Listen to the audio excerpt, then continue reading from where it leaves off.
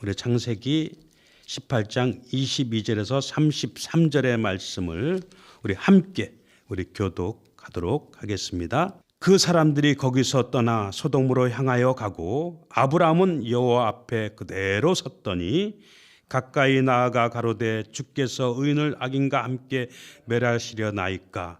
그 성중에 의인 50이 있을지라도 주께서 그것을 멸하시고 그 50 의인을 위하여 용서치 아니하시리이까.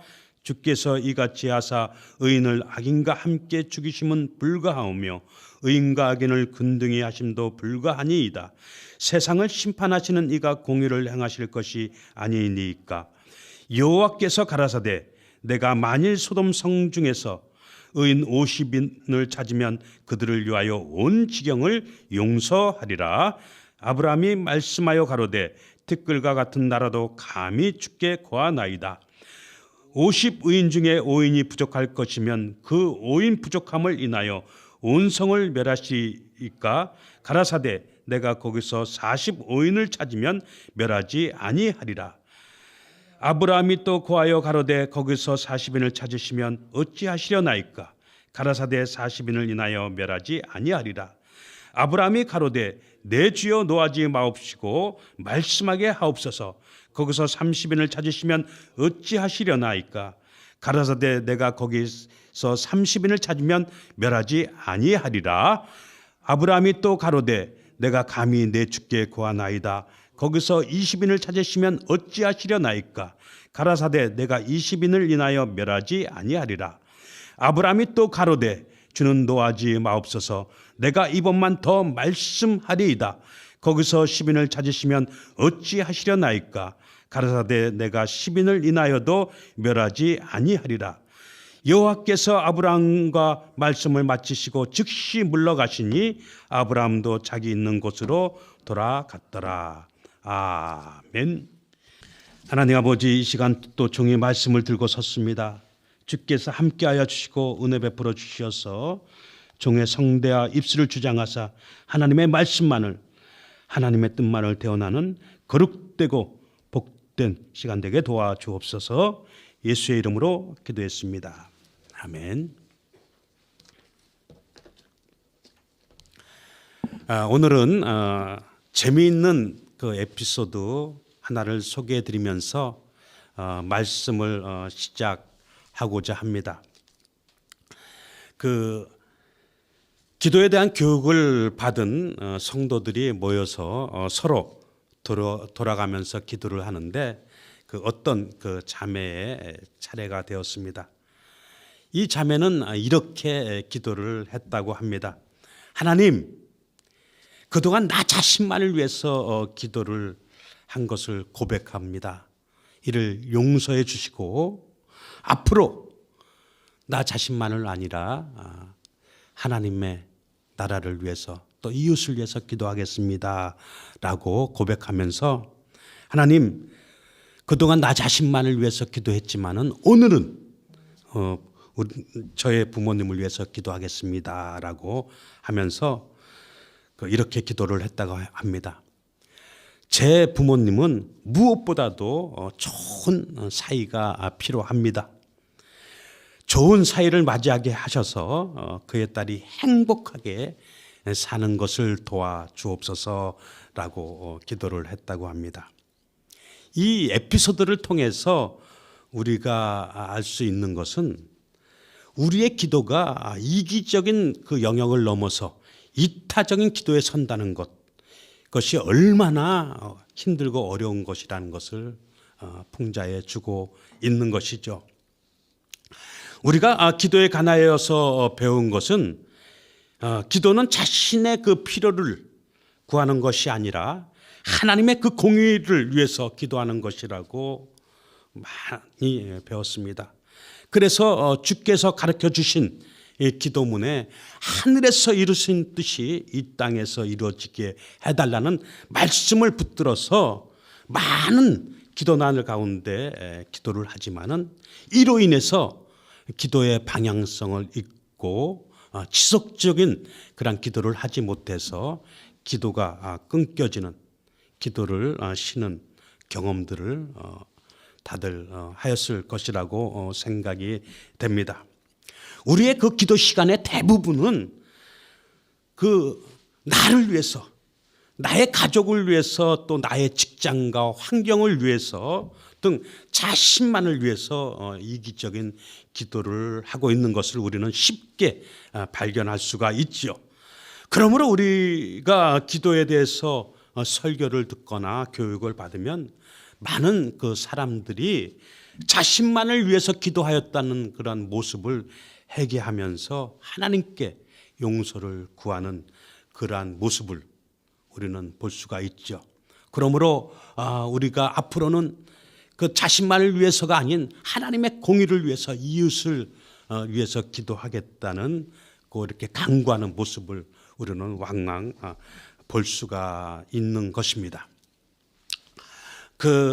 이 세상에서 존경받고 인생 자체를 거룩히 여김을 받는 사람들을 보면은 자신을 위해서 살기보다는 그 타인을 위해서 사는, 즉 타인을 위해서 물질을 드리고 또 시간을 드리는 등 그 타인을 위해서 헌신된, 그러한 희생된 삶을 사는 것뿐만 아니라 그 가장 귀한, 천하를 주고도 바꿀 수 없는 그 목숨까지라도 내놓는 사람들을 우리는 그들을 향해서 의인이라, 또 히어로라 이렇게 칭송을 하게 되지요. 그러면서 그들을 많은 사람들의, 타인들에게 기감이 되어지는 그러한 인물로 해자를 하고 있는 것입니다. 믿는 사람들뿐만 아니라 이 세상 사람들에게도 많이 알려진 사람을 한번 이야기하고자 합니다. 그 수단의 그 수바이처라고 불리는 그 울지마 톤스, 또 그 부활이란 영화로 우리에게 잘 알려진 이태석 신부라는 분이 있습니다. 그는 그 의사라는 그러한 길을 가다가 이 길을 접고 그 2001년에 그 가톨릭 신부가 되어서 아프리카 수단 그 남부 톤즈라는 마을에서 그 사람들에게 선교 활동을 시작하게 되었습니다. 그곳에서 그 이태석 신부는 총과 칼을 들고 노는 아이들에게 그 악기를 가르치고 서로 사랑하면서 화합하며 즐겁게 그러한 살아가는 방법을 알게 해 주었고, 또 그곳에 학교를 지어서 어린 학생들을 가르치게 되었습니다. 또한 이태석 신부는 그 사회에서 외면받고 배척당하는 그러한 한센병 그 환자들을 돌보면서 그 마을의 유일한 그러한 의사로서 봉사를 하였는데, 이렇게 그 수단 남부 그 톤즈라는 마을 사람들을 위해서 헌신된 삶을 살다가 2010년에 그 49세의 그 나이로 그가 대장암에 걸려 세상을 떠나게 되었습니다. 이렇게 자신의 그 삶을 수단 그 톤즈라는 마을에서 헌신된 삶을 살 뿐만 아니라 생명을까지 그 희생하면서 그 봉사활동을 한 이태석 신부는 지금도 그 톤즈라는 마을에 영원한 그런 한국의 슈바이처로서, 또 그 히어로서 그들이 기억을 하고 있다고 합니다.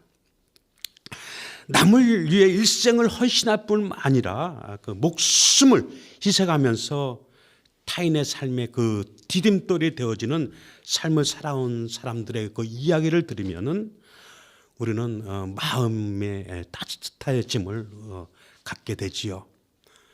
이렇게 남을 위해서 희생하고 헌신된 삶을 살한 사람들을 이야기를 듣는다면은 우리 믿는 사람들은 우리 세상에 빛과 소금이 되라고 주님의 그 명령을 받은 우리 그리스도인들의 삶의 모습은 어떻게 해야 할까라고 생각해 보게 됩니다.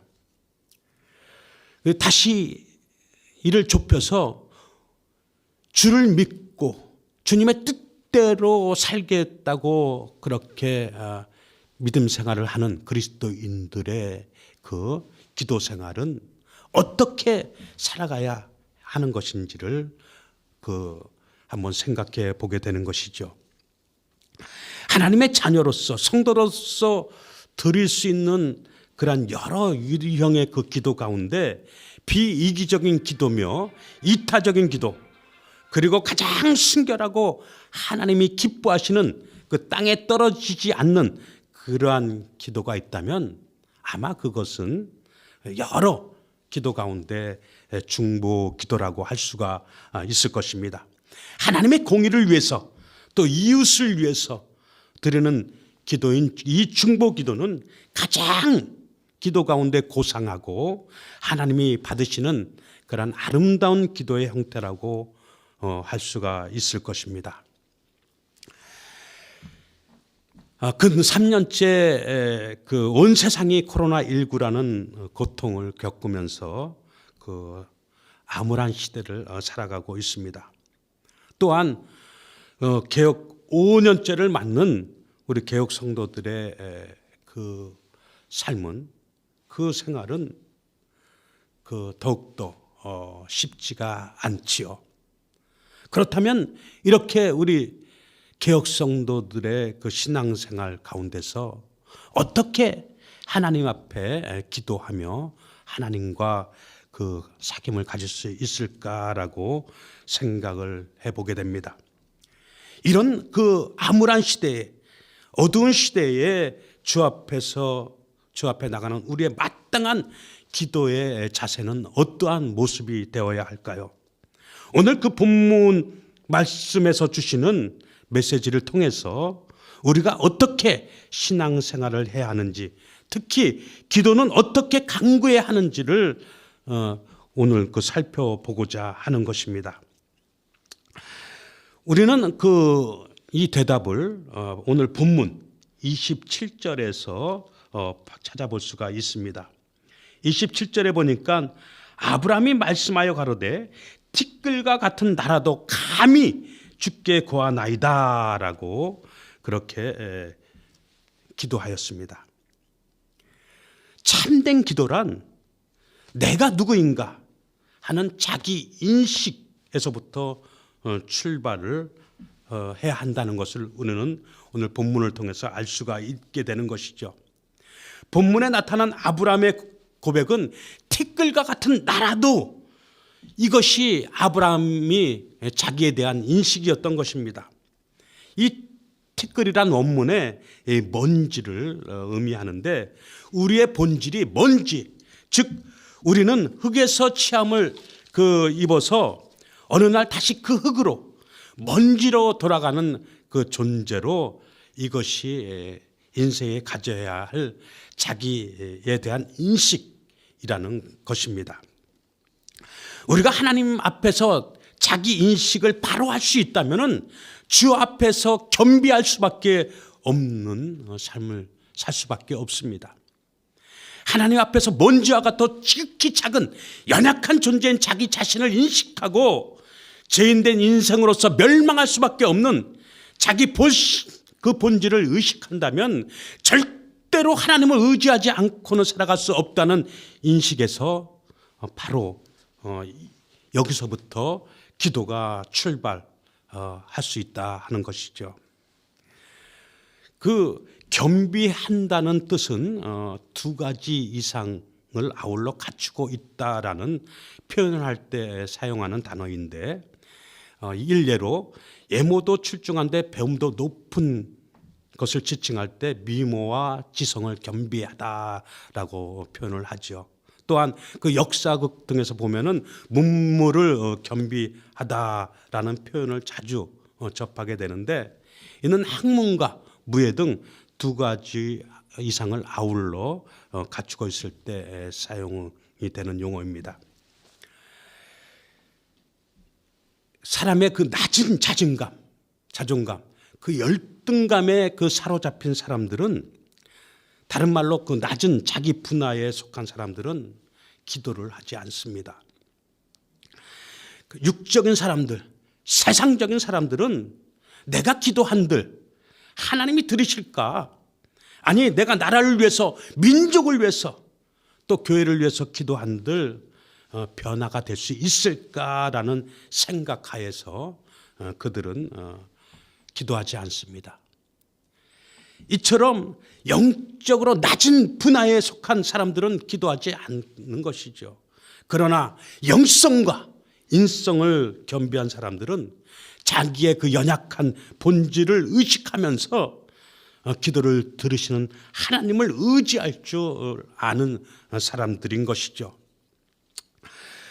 우리가 그 본문에서 그 아브라함의 기도는 결국 그 소돔과 고모라 사람들을 살려달라는 그러한 인본적인 그 기도라고 생각할 수도 있습니다. 그러나 말씀을 좀 더 깊이 들여다본다면은 이 아브라함의 기도는 단순히 인간의 그 필요에 초점을 맞춘 기도가 아니라 하나님의 그 공의에 초점을 맞춘 기도임을 우리가 알 수가 있는 것이죠. 여기서 아브라함은 조카 롯이 살고 있는 소돔과 고모라 성의 백성에게 하나님의 그 공의로서 하나님의 긍휼과 자비가 부어지도록 그들을 기도를 하였다는 것을 우리는 알 수가 있습니다. 그렇다면 주께서 연락하시고 기뻐하시는 기도의 모습은 어떤 모습일까라고 생각해 볼 수 있을 것입니다. 아브라함은 이 땅에 그 제약된 삶에 붙들린 연약한 인생을 위해서 기도를 하였던 것이죠. 그렇기 때문에 우리도 기도할 때 이 땅에 제약된 삶에 붙들린 그런 연약한 인생들에게 오늘 이 민족 가운데 또 이 땅의 교회와 성도들에게 그 자비와 긍휼을 베푸사 하나님의 뜻이 하늘에서 이루어진 것 같이 이 땅에서도 이루어지는 하나님의 그 공의가 이루어지게 해달라고 하는 기도의 자세가 필요한 것입니다. 이것이 바로 하나님의 공의를 위한 기도인 것이죠. 하나님의 기뻐하시는 기도라 할 수 있는 것입니다. 이는 우리의 요구를 구하는 것이 아니라 하나님의 그 기대와 하나님의 그 필요를 구하는 것으로, 이는 하나님이 기뻐하시는, 하나님이 그 응답하시는 기도라 할 수가 있는 것입니다. 아브라함은 기도할 때 바로 이곳에, 여기에 초점을 맞추고 그렇게 간구를 하였던 것이죠. 23절을 한번 보도록 하겠습니다. 23절의 말씀 함께 읽도록 하겠습니다. 가까이 나아가 가로되 주께서 의인을 악인과 함께 멸하려 하시려나이까. 또한 그리고 25절도 같이 한번 읽겠습니다. 주께서 이같이 하사 의인을 악인과 함께 죽이심은 불가하며 의인과 악인을 균등히 하심도 불가하니이다. 세상을 심판하시는 이가 공의를 행하실 것이 아니니까. 라고 아브라함은 하나님의 그 공의에 호소하며 기도를 하였습니다. 하나님의 그 긍휼과 자비가 소돔과 고모라 땅에서 역사하시도록 그렇게 간구를 하였던 것이죠. 하나님의 긍휼과 자비를 베풀어 달라는 기도는, 아브라함은 하나님의 그 자비, 하나님의 긍휼이 소돔과 고모라 땅에 부어지도록 그렇게 기도를 하였던 것입니다. 그런데 오늘 그 본문을 또 다른 면으로 한번 살펴보면은 이런 생각도 들 수가 있습니다. 아브라함은 소돔과 고모라에 사는 의인들에게만 관심이 있었지 악인들에게는 관심이 없었던 것이 아니냐. 그 악인들은 망해도 좋다는 말인가라고 그렇게 생각해 볼 수도 있습니다. 그러나 이 말씀을 우리가 깊이 살펴본다면은 24절에 그 성중에 그 의인 50이 있을지라도 주께서 그것을 멸하시고 그 50 의인을 위하여 용서치 아니하시리까라고 하는 이것이 바로 의인을 의인만을 위한 기도가 아니라 그 성중 백성을 구해달라고 하는 기도인 것을 우리는 알 수가 있는 것이죠. 이는 그 28절 이하 32절까지 의인 45인, 40인, 30인, 20인, 10인을 찾으면서 강구하고 있는 것을 볼 수 있는데, 이는 그 의인을 보시고 그 나머지 사람들도 용서해 주시지 않겠습니까? 라고 하는 그 기도였던 것입니다. 여기서 우리는 아브라함이 의인 50인으로부터 10인까지 찾으면 그 소돔과 고모라 백성들을 용서해 주시지 않겠습니까? 라고 지속적인 그러한 강구를 한 것을 볼 수가 있는데, 10인에서 멈춘 것을 우리는 생각해 볼 수가 있습니다. 왜 계속 5인, 1인 이렇게 하나님 앞에 강구해서 구원해 달라고 기도를 하지 않았을까라고 생각해 볼 수가 있는 것이죠.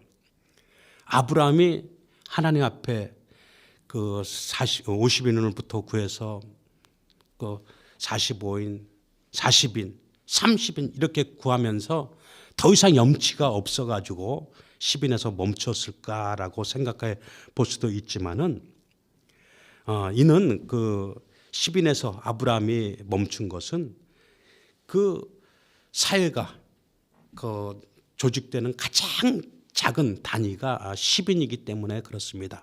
이는 당시의 이스라엘 백성들이 가진 일반적인 보편적인 사고였기 때문에 그 사회 구성원인 10인에서 그 기도는 멈췄던 것이죠. 얼마 전에 그 TV 드라마 육령이 나르사를 보았는데, 여기서 나오는 대사 중에 선은 무엇이며 그 정의는 무엇이라고 생각하는가라는 홍인방의 질문에 그 이방원은 선은 악이라도 품을 수 있고 정의란 악을 징벌하여 선을 이루는 것이라고 하는 논쟁을 하는 장면이 있었습니다. 우리가 기독교적인 그리스도인의 그 삶을 산다는 것은 결코 그 냉혹한 그런 하나님의 의만을 또 율법만을 추구하는 삶이 아니라는 것을 알 수가 있을 것입니다. 어떤 사람은 바른 말을 하는데 사람들이 가까이 하기를 어려워하고 힘들어하는 사람이 있습니다. 이를 통해서 우리가 알 수 있는 것은 하나님의 그 사랑 없는 정의, 긍휼 없는 정의는 정의 없는 사랑보다 더 훨씬 힘들고 어렵다는 것을 우리는 알 수가 있게 되는 것이죠.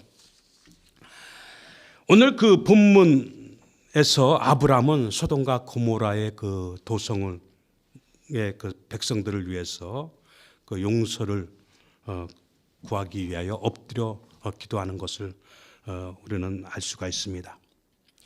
하나님, 의인 50인을 찾아도 45인으로 인하여도 40인으로도 30인으로도 20인으로도 10인으로도 이 도성의 백성들은 죄 가운데 빠져 있어서 결코 용서받을 수 없는, 하나님의 진노를 피할 수 없는 그러한 악한 백성임을 잘 알고 있습니다. 그럼에도 불구하고 공의로우신 하나님, 자비로우신 하나님의 그 사랑과 공의를 베푸사 이 도성의 백성을 구원해 주옵소서라고 아브라함은 기도를 한 것이지요. 이러한 아브라함의 그 중보 기도가 우리는 필요하다고 생각하지 않습니까? 아브라함의 그 기도는 그 일정한 부분만을 응답되었다고 볼 수가 있습니다.